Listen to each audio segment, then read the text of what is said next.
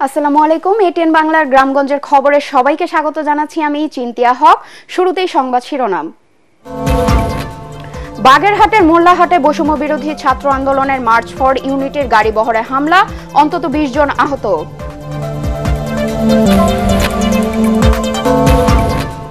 কাল বছরের প্রথম দিনে নতুন বই পাবে না অধিকাংশ শিক্ষার্থী, ফেব্রুয়ারির আগে সম্ভব নয় বলছেন মুদ্রণ শিল্প মালিকরা।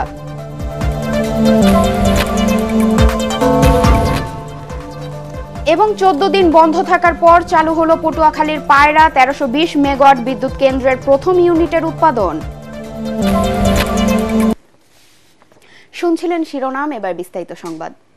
বাগেরহাটের মোল্লাহাটে বৈষম্য বিরোধী ছাত্র আন্দোলনের মার্চ ফর ইউনিটির গাড়িবহরের হামলার ঘটনা ঘটেছে। শিক্ষার্থীরা জানায়, সকাল 11:30টায় খুলনা মহানগর থেকে শিক্ষার্থীদের বহনকারী প্রায় 25টি বাস ঢাকার উদ্দেশ্যে যাত্রা করে। গাড়িবহরটি বাগেরহাটের মোল্লাহাট মাদ্রাসা ঘাট এলাকায় পৌঁছলে স্থানীয় সন্ত্রাসীরা গাড়িগুলো লক্ষ্য করে ইট পাটকেল ছোড়ে এবং গাড়ি থামিয়ে কয়েকজনকে মারধর করে।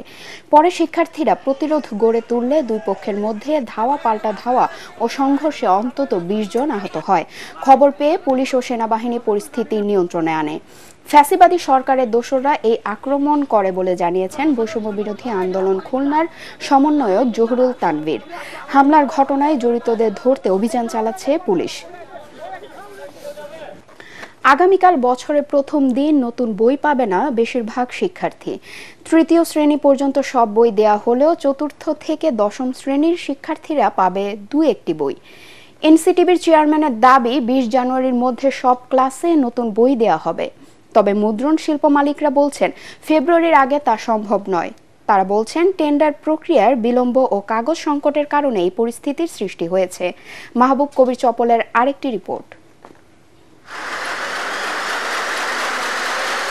সরকার পতনের বড় ধাক্কা লেগেছে শিক্ষা খাতেও। যেসব বই এই সময়ে স্কুল কলেজে থাকার কথা ছিল, সেগুলো এখনও ছাপাখানায়। এবার প্রাথমিক ও মাধ্যমিকে বিনামূল্যে 40 কোটি বই দেবে অন্তর্বর্তী সরকার। খরচ হবে 2450 কোটি টাকা। প্রথম থেকে তৃতীয় শ্রেণী পর্যন্ত সব বই ছাপানো শেষে উপজেলায় পাঠানো হয়েছে, কিন্তু চতুর্থ থেকে দশম শ্রেণী পর্যন্ত বাংলা, ইংরেজি ও গণিত বই ছাপানোর কাজ চলছে। বাকিগুলো এখনও শুরুই হয়নি। গত বছর আমরা দেখেছিলাম নিউজ প্রিন্ট কাগজে বই ছাপানো হয়েছিল, যেটি পড়তে বেশ সমস্যা হয়েছিল শিক্ষার্থীদের। এবার হোয়াইট প্রিন্ট কাগজে বই ছাপানো হচ্ছে। বইয়ের মান গত কয়েক বছরের চেয়ে এবার ভালো বলে আমাদেরকে জানাচ্ছেন প্রেসের কর্মীরা। এবার বইয়ের মান অনেক ভালো, কারণ এবার কাগজ অনেক ভালো কাগজ। করোনার কয়েক বছর বাদে 2010 সাল থেকে 1 জানুয়ারিতে বই দেয়া শুরু করে আওয়ামী লীগ সরকার, যা বিশ্বজুড়ে প্রশংসিত হয়। কিন্তু তাদের পতনের পর বিতর্কিত শিক্ষাক্রম ও বিষয়বস্তু পরিবর্তনের উদ্যোগ নেয় অন্তর্বর্তী সরকার, যা 5 মাসেও শেষ হয়নি। তাই বাতিল করা হয়েছে বই উৎসব।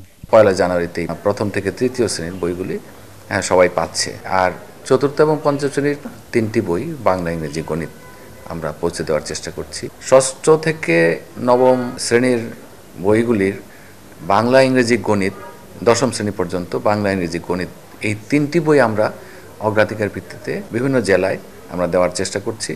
জানুয়ারির 10 তারিখের মধ্যে ষষ্ঠ থেকে নবম শ্রেণীর 3টি বই ছাড়াও আরও 5টি বই দেওয়ার আমাদের পরিকল্পনা, এবং মাধ্যমিকের বাকি বইগুলো 20 তারিখের মধ্যে। এনসিটিবির চেয়ারম্যান এমন দাবি করলেও বাস্তবতা ভিন্ন। 31 ডিসেম্বর পর্যন্ত ছাপানো হয়েছে 8 কোটি বই। ছাপাখানাগুলো প্রতিদিন সর্বোচ্চ 50 লাখ বই ছাপাতে পারবে। সে হিসেবে আরও 32 কোটি বই শেষ করতে সময় লাগবে অন্তত 2 মাস। যেখানে প্রতিদিন আমাদের হিসাব মতো 2600 মেট্রিক টন কাগজ আমাদের লাগবে প্রেসগুলো, সেইখানে আমরা পাইতেছি 800-900 টন। তাহলে এই ঘাটতি পূরণ থাকলে আমি শত চেষ্টা করলেও আমার পক্ষে বই দেওয়া সম্ভব না।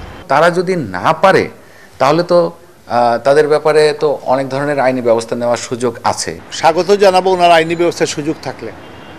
সুযোগ না থাকলে হয়তো আমাদের প্রিন্টার্সকে হয়রানি না করার অনুরোধ করব। বিকল্প ব্যবস্থা হিসেবে অনলাইনে বই আপলোডের সিদ্ধান্ত নিয়েছে এনসিটিবি। সেখান থেকে আপাতত ডাউনলোড করে পড়তে পারবে শিক্ষার্থীরা। মাহবুব কবির চপল, এটিএন বাংলা, ঢাকা।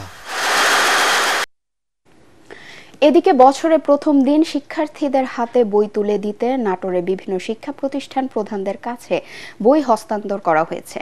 সকালে নাটোর শহরের ফুলবাগান সরকারি প্রাথমিক বিদ্যালয় থেকে সদরের 658টি শিক্ষা প্রতিষ্ঠানে বই হস্তান্তর করেন শিক্ষা বিভাগের কর্মকর্তা কর্মচারীরা।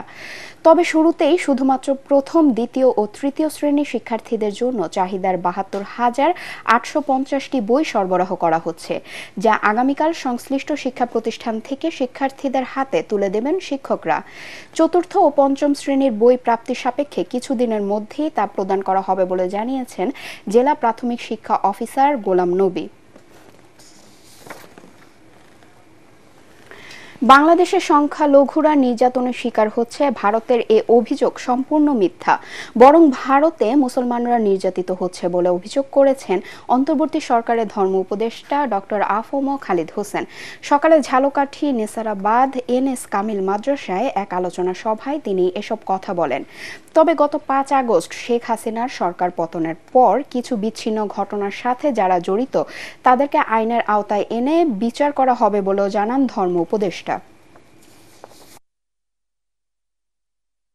ভারতে কি অবস্থা মুখে বলার অপেক্ষা রাখে না।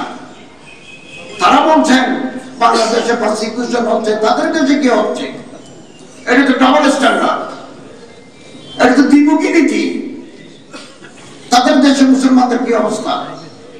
পশ্চিমবঙ্গে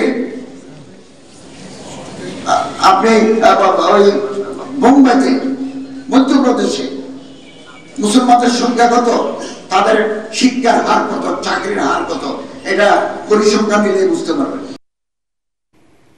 অন্তর্বর্তীকালীন সরকার সংস্কার শেষ করে দ্রুত জাতীয় নির্বাচন দেবে এবং সেই নির্বাচনে বিএনপি বিপুল ভোটে জয়লাভ করবে বলে মন্তব্য করেছেন বিএনপি চেয়ারপারসনের উপদেষ্টা আমানুল্লাহ আমান। বিকেলে সাভারের তেঁতুলঝরা ইউনিয়নের হেমায়েতপুরের পূর্বহাটি এলাকায় বিএনপি নেতা জামাল উদ্দিন সরকারের বাবা ইয়াজউদ্দিন সরকারের 31তম মৃত্যুবার্ষিকীর অনুষ্ঠানে তিনি এ মন্তব্য করেন।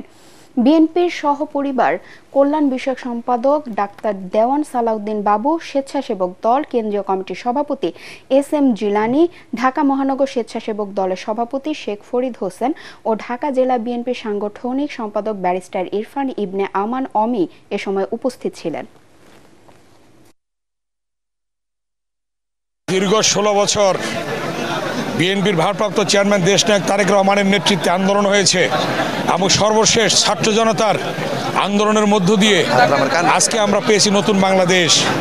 যারা আত্মহতি দিয়েছে হাজার হাজার ছাত্র জনতা, তাদের আত্মার মাগফিরাত কামনা করি এবং যে অন্তর্বর্তীকালীন সরকার হয়েছে এই সরকার দ্রুত সংস্কার কাজ শেষ করে দ্রুত একটি নির্বাচনের ব্যবস্থা করবে।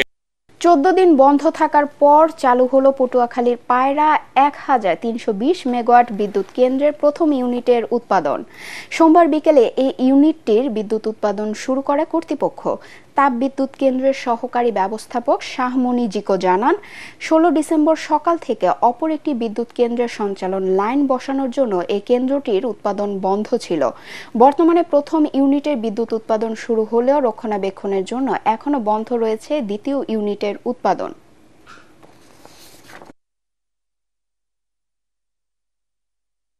বছরের প্রথম দিন থেকে আদ্দিন ফাউন্ডেশনের আয়োজনে যশোরে প্রথমবারের মতো আয়োজন করা হয়েছে 3 দিনের তাফসিরুল কোরআন মাহফিল।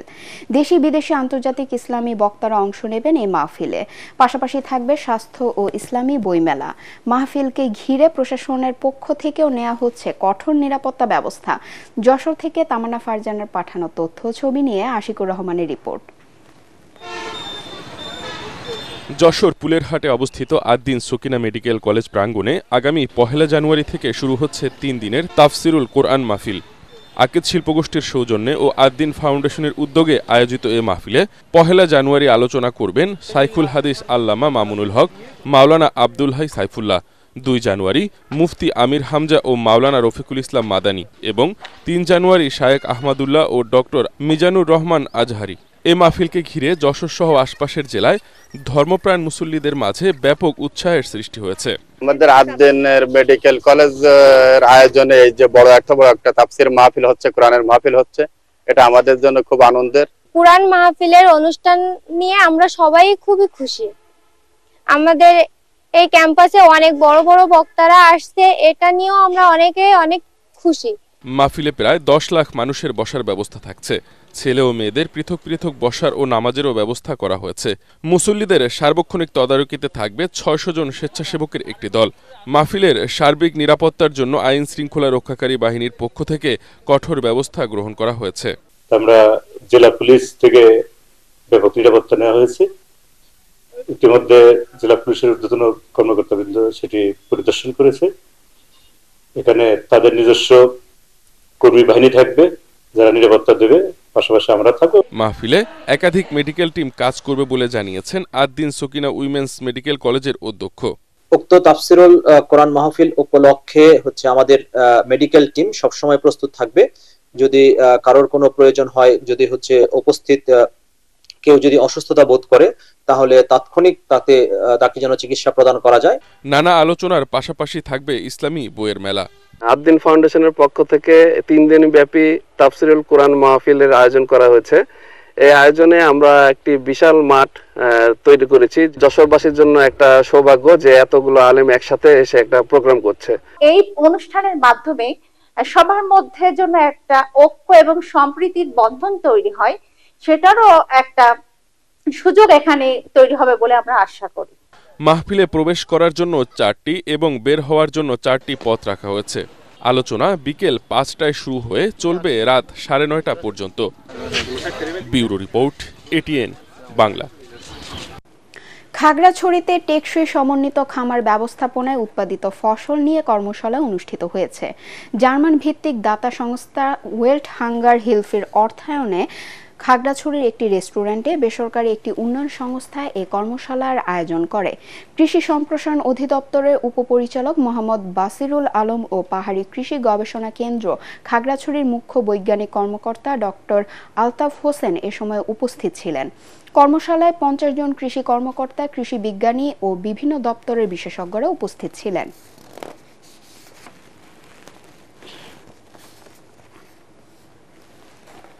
পিরোজপুরের নাজিরপুরে 3 শতাধিক শীতার্ত মানুষের মাঝে শীত বস্ত্র বিতরণ করেছে বিএনপি। উপজেলা বিএনপি কার্যালয়ের সামনে সদর ইউনিয়ন বিএনপি এসব শীত বস্ত্র বিতরণ করে। জেলা বিএনপির আহ্বায়ক অধ্যক্ষ আলমগীর হোসেন ও নাজিরপুর উপজেলা বিএনপির আহ্বায়ক ইয়াহিয়া খান সহ অন্যান্য নেতারা এ সময় উপস্থিত ছিলেন।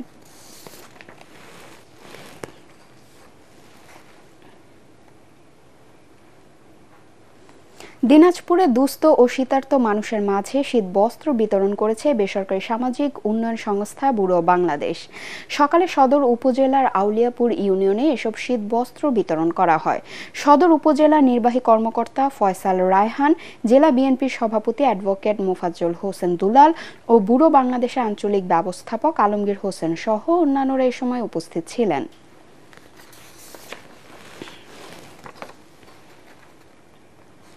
বিজয় দিবস উপলক্ষে কিশোরগঞ্জে অনুষ্ঠিত হলো ঘোড়দৌড় প্রতিযোগিতা।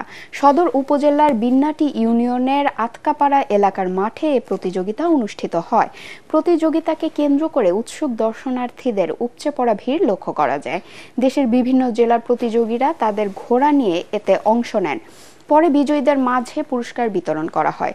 কিশোরগঞ্জ জেলা বিএনপির সাধারণ সম্পাদক মাজহারুল ইসলাম, সদর উপজেলা বিএনপির সভাপতি খালেদ সাইফুল্লাহ সোহেল ও পৌর বিএনপির সাধারণ সম্পাদক মাহবুব আলম এ সময় উপস্থিত ছিলেন।